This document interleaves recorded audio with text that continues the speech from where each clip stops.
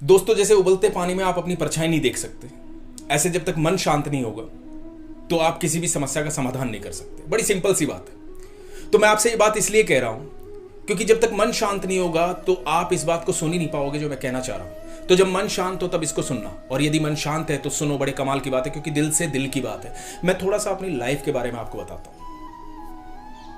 बात है जब मैं छोटा था, मैं हिंदू पैदा हुआ। उसके बाद थोड़ा सा समय बीता, कुछ मुस्लिम दोस्त थे, मदरसे ले जाने लगे। मैं मदरसे गया, काफ़ी अरसा मैंने वहाँ बिताया।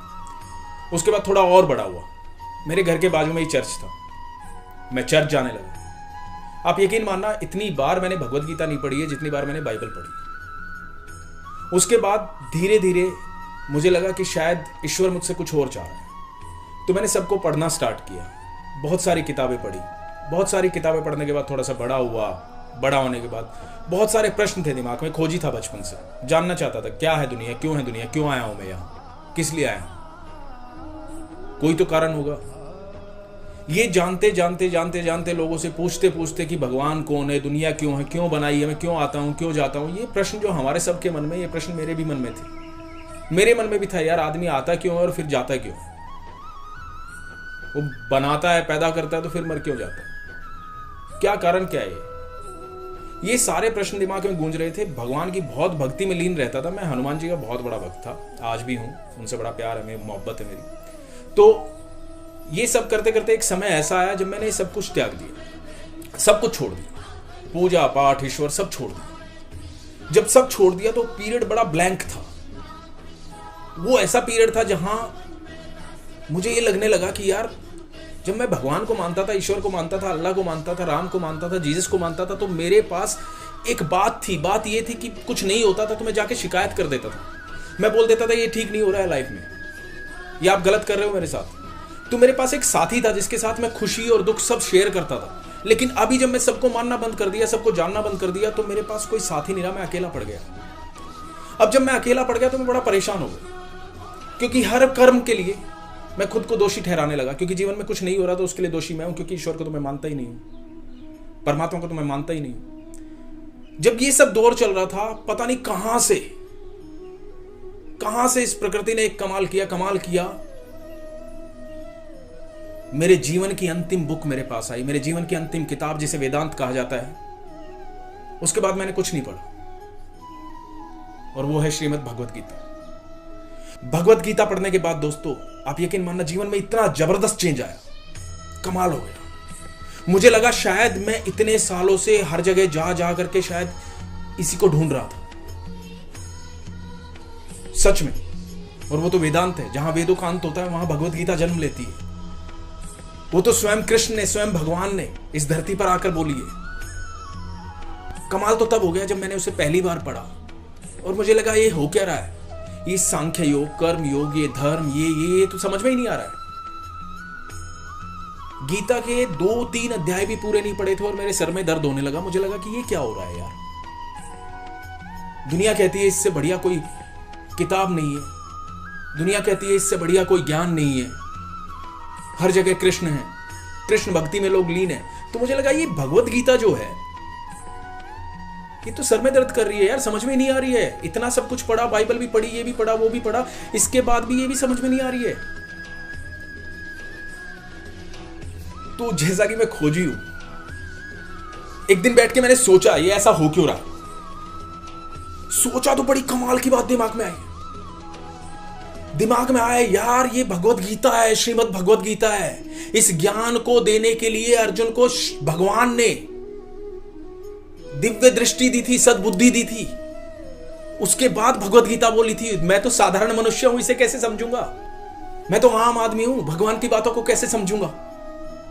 ये बात समझ में आ गई। ये बात जब समझ में आ गई तो मैंने श्रीमद् भगवत गीता को उठाया, श्रीमद् भगवत गीता को उठाया और उसे गौर से देखा, उस पर हाथ रखा और भगवान को याद किया, भगवान श्री कृष्ण को याद किया और भगवान से कहा, भगवान ये ज्ञान मैं प्राप्त करना चाहता हूं, वो सद्बुद्धि दे मुझे। दोस्तों, मैं आपको सबको कहूंगा ये बात कि जब भी भगवत गीता पढ़े, जब भी आपका मन करे भगवत गीता पढ़नी है, श्रीमद् भगवत गीता पढ़नी है, तो पढ़ने से पहले भगवान से वो बुद्धि मांगिएगा, वो सद्बुद्धि मांगिएगा जिससे आप उसे समझ पाए, क्योंकि वो सद्बुद्धि भगवान ने अर्जुन को दी थी, तभी अर्जुन समझ पाए थे। अब कमाल की बात यह हुई कि मैंने भगवत गीता पढ़नी शुरू की। जब मैंने पढ़नी शुरू की तो आप यकीन मानना, मुझे ऐसा लगा कि इतनी तेजी से डाउनलोड हो रही है, इतनी तेजी से डाउनलोड हो रही है कि मुझे लगा कि अर्जुन मैं हूं और कृष्ण तो बोल ही रहे थे। हर सवाल अर्जुन का जो सवाल था वो सवाल मेरा था। और यकीन मानना दोस्तों, मेरे जीवन में ऐसा बदलाव हुआ है, ऐसा बदलाव हुआ है, वो मैं ही जानता हूं। भगवत गीता पढ़ने के बाद मेरे चेहरे पर सिर्फ स्माइल रहती है, मुस्कुराहट रहती है। भगवत गीता से मैंने बहुत सारी बातें सीखी। मुझे दुख होता है तब जब मैं हिंदुस्तान में रहता हूं, जहां स्वयं भगवान ने भगवत गीता बोली, हरियाणा में कुरुक्षेत्र में जहां महाभारत हुआ, जहां लगभग हर घर में गीता रखी होगी। जब मैं दोस्तों से पूछता हूं कि आपके घर भगवत गीता है, तो कहते हैं हां पढ़ी तो है। अफसोस की बात है, जब तक भगवत गीता रखी नहीं होगी तब तक वो ज्ञान आपके दिमाग में ट्रांसफर होगा ही नहीं। आप श्रीमद् भगवत गीता की बात करते हैं, आप कहते हैं पढ़ी हुई है वर्षों से। 100 लोगों में से 95 लोगों ने श्रीमद् भगवत गीता नहीं पढ़ी है, मैं चैलेंज के साथ कह सकता हूं। और जिस दिन पढ़ लोगे उस दिन दुनिया बदल जाएगी आपकी। दोस्तों, मैंने एक बात लिखी थी, वो पूरी भगवत गीता पढ़ने के बाद एक बात मैंने सोची थी कि अर्जुन ही वो नर है जो नारायण से मिलवाएगा, जो ईश्वर से मिलवाएगा, जो भगवान से मिलवाएगा, क्योंकि अर्जुन वो नर था जिसने समर्पण दिया था। आपको पता है श्रीमद् भगवत गीता में जब 11वें अध्याय में भगवान अपना वर्णन करते हैं, भगवान अपने बारे में बताते हैं, जब वो बताते हैं कि वो सब कुछ है, धर्म मेरी छाती और अधर्म मेरी पीठ है, सब कुछ उन्हीं से निकला है, चाहे वो पाप है चाहे वो पुण्य है, सब कुछ उन्हीं से निकला है। जो वो कहते हैं शस्त्रधारियों में राम मैं हूं, रुद्रों में शिव मैं हूं, वृक्षों में पीपल मैं हूं, हे अर्जुन पांडवों में तू मैं हूं।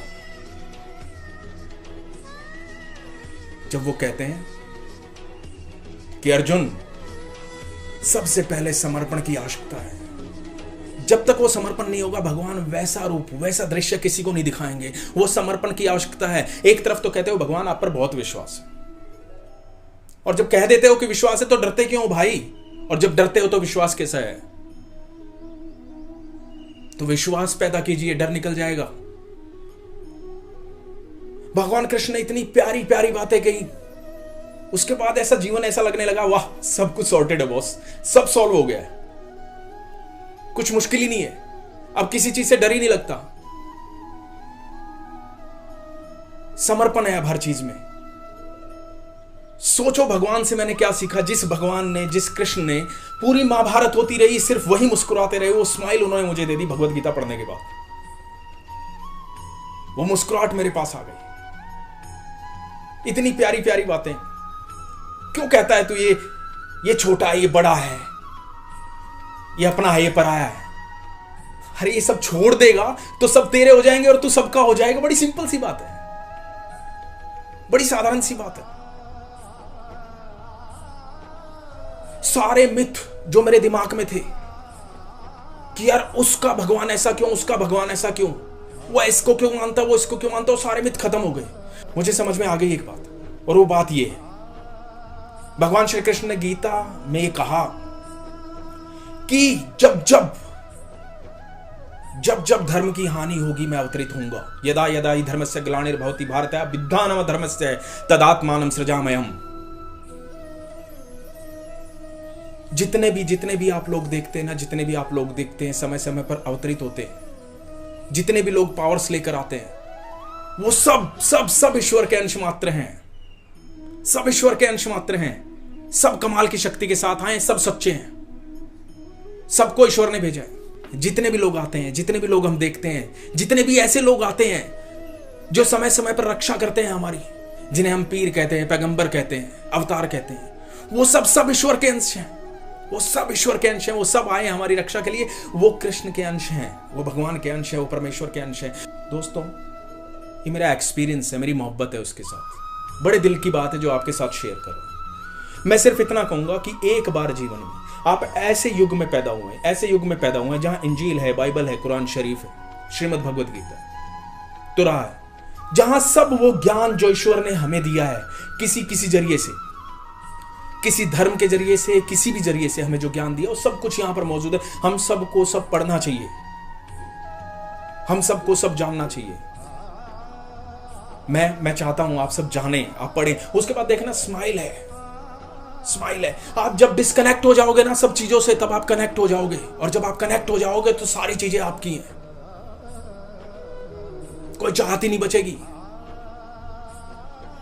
कितनी कमाल की बात है। सब कुछ जोड़ लोगे, लेकर कहां जाओगे? नहीं ले जा सकते, सब यहीं रह जाएगा। तो वो जोड़ो जो साथ जाएगा, वो जोड़ो फिर से साथ आएगा, वो है कर्म। कर्मण्येवाधिकारस्ते मा फलेषु कदाचन। भगवान श्री कृष्ण ने कितनी प्यारी बात कही है। मैं वो 5 साल का वो जो दौर बता रहा हूं, जिस समय भगवान मेरे पास नहीं थे, जिस समय मैं भगवान के पास नहीं था, उस दौर में कमाल की बात ये हो रही थी कि जो कर्म मैं कर रहा था, उस कर्म के फल का भोगी मैं ही था। मैं किसी को दोषी नहीं ठहरा सकता था, वो कर्म मैं करता था। और जब कर्म आप ये कर लेते हो कि भगवान को समर्पित कर दिया, ये कर्म तेरा ही है, तूने ही मुझसे करवाया, तो फल कौन देगा? ईश्वर देगा, भगवान देगा। और उसके फल में कभी दोष होता ही नहीं, उसकी प्रकृति में कहीं त्रुटि नहीं है, कहीं भी त्रुटि नहीं है। आप मुझे बताओ, कभी आम के पेड़ पे संतरा लगा है क्या? कभी ऐसा हुआ कि सूरज पूर्व से न उग के पश्चिम से उग गया हो? हाँ, कभी ऐसा नहीं हुआ। उसकी प्रकृति में कहीं त्रुटि नहीं है, संपूर्ण है। वो कभी किसी भी चीज को अपडेट नहीं करता। उसने जो बना दिया वो अपडेट है, उसने जो बना दिया वो कमाल है। तो वही है सच, वही है सत्य। और सच बताऊं, वही सच्चा साथी है। इस बात को मान लो। जिस दिन उसका साथ पकड़ लोगे, बाकी किसी के साथ की जरूरत नहीं पड़ेगी, बाकी सब तो आपके साथ हो जाएंगे। तो उसको मान लो, उसको जान लो, उसको पहचान लो, वही है जो कुछ है। हरे कृष्ण।